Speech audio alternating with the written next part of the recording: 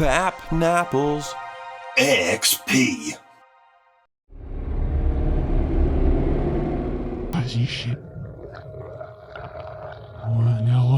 Dead Bart is a supposed lost episode from season 1 of the Simpsons TV show, in which the family is taking a trip on a plane.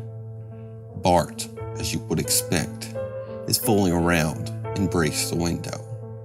He then gets sucked out and falls to his death. We then are presented with a photorealistic display of his dead body.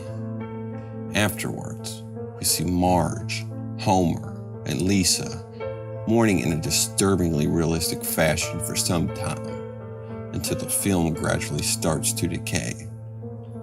Finally, after the hollow visit to his grave, the camera pans out to see gravestones. Gravestones of people who have been guests on The Simpsons show, some of which haven't even been on yet, including Michael Jackson, with the correct date of his death.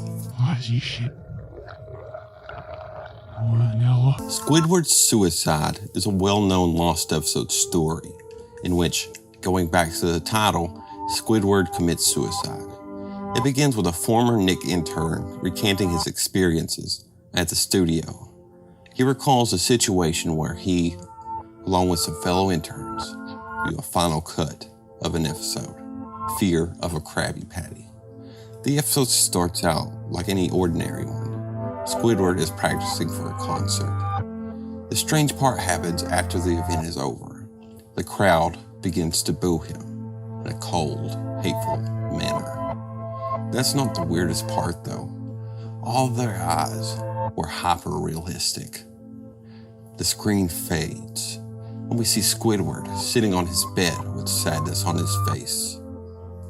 His crying grows louder and louder, and we can hear what sounds like laughter in the background. A voice can be heard telling him to do it. Squidward pulls the trigger, and the episode ends. When they replay a few frames, they find something chilling. There is a picture of a dead kid with his body mangled. Seesaw is an uncut snuff-like version of the Teletubbies. It was discovered on an old VHS tape at a local store by an interested buyer. When the tape was played, the theme music was filled with static noise and buzzing. It skipped the sun baby and the logo and had horrible image quality, perhaps due to the decay of the tape. After a few short scenes, it cut to an image of a seesaw with a little boy on each side, moving it up and down. The image flashed again and again as the screen slowly zoomed into a distant figure. A woman's voice echoed, I'm coming to get you." Images of children flashed rapidly as the camera finally zoomed all the way in to see the creature. I'm the bear. I'm coming to get you. The bear's eyes began to spin around. It cut to the final scene. The seesaw was covered in the blood of the two boys as they now lay upon it. Suicide Mouse is an animation by Walt Disney sometime in the 1930s. The film shows Mickey walking down a street with some buildings on loop in the background. The music playing wasn't normal, but rather a crazed mix of notes before going to white noise for the remainder of the film. The video cuts to black and remains until 6 minutes in. It returns to the same, but there was no music, only murmuring in the background. At 7 minutes, the murmur became a wrenching scream. Mickey's face was badly distorted, and his eyes melted further down. The buildings became very warped, and this went on until 9 minutes in, when the screen focused on his face. The film then ended. They say whoever watches the full duration of the piece will go mad and kill themselves.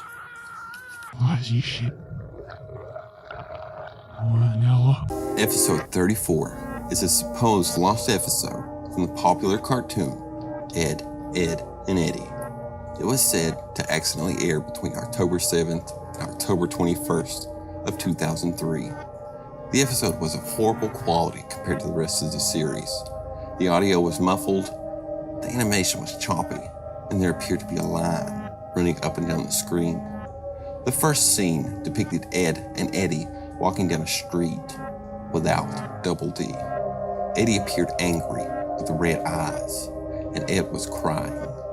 It seemed that something sad had occurred. It then changed to Double D in somewhat of a claymation style. He was laying on Eddy's bed, motionless. It cuts again. Jimmy and Sarah are at a dentist for a brief moment. Then commercials. When the show comes back, we see a hairy version of Rolf fisting a cow in a loop. The next scene shows Naz reading a magazine. Johnny comes up from behind her. His eyes are missing. He then proceeds to swallow Naz's head. The final scene appears on screen. Double D is lying on the floor for the rest of the episode.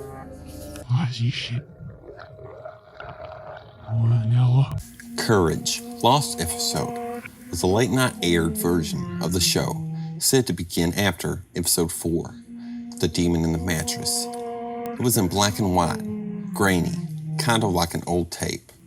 It began with Courage sitting in the basement, in a pool of what looked like blood. Eustace was at the top of the stairs and slammed the door. It cut to the dog's face, which had a very depressed look on it.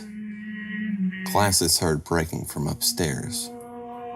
It then cuts to Muriel sitting in her chair, being strangled by Eustace. The screen goes black, and Muriel's piercing scream was heard. It then cut to the hospital room. Lying in the bed was Muriel, in a coma-like state. No audio was playing. Suddenly, Eustace appears behind her, giving the viewer a death stare. He then grabs the oxygen tube, which was keeping her alive, snapped it in half. The only sound to be heard was the heart rate monitor, which had flatlined. Eustace vanished, and now lay a rotting dead body. When the video fades in from darkness, Courage is digging her grave. He picked up her decaying corpse and placed it in the hole before covering it up with dirt.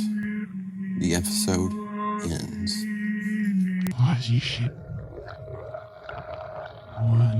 Happy Appy was a canceled show on Nick Jr. sometime in 2001. The show depicts a talking apple named Happy Appy that taught kids how to handle certain injuries. At first, it seemed normal. However, after a couple of episodes, it got progressively worse and worse.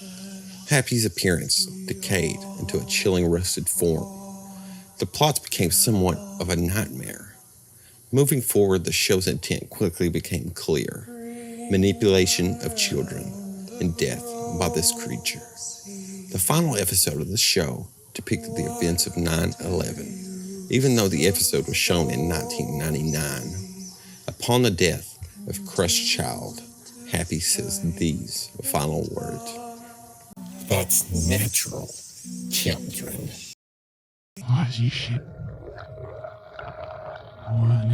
The creator of the show, Rugrats, originally planned a late-night version called Rugrascals. Because of its disturbing nature, though, no network would air it. Mistakenly, a station in New Zealand played it thinking it was a regular episode. The episode was called Chucky's Mom. It played like normal until Chucky has a flashback. He's in a hospital standing next to his mother, who is dying. She begins to sing in reverse.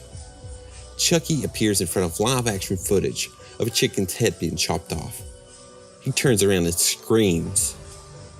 When he looks back at his mother, her face has a man's mouth pasted on it, saying, "Don't worry, Chucky. It's time for me to move on." Random violent footage flashes by. She appears again with a chicken's beak crudely pasted on her face, saying, "Aren't you a lucky Ducky, Chucky. You see Chucky come out of the flashback, having a seizure. Tommy, Phil, and Lil are crying. Eventually, he comes to his senses. We then see the babies with beaks on their face, clucking away.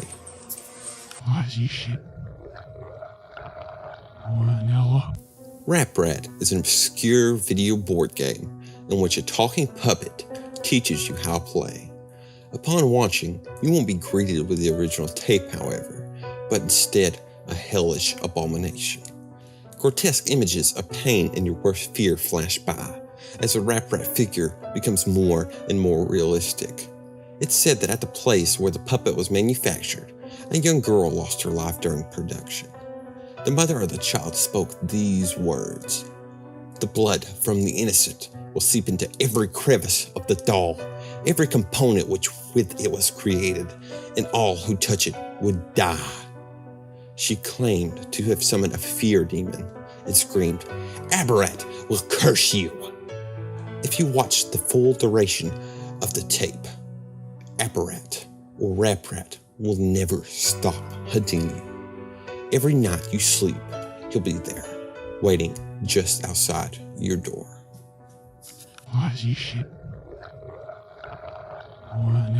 Candle Cove appears at first glance to be a forum discussion about an old, obscure children's show that aired sometime in the 70s.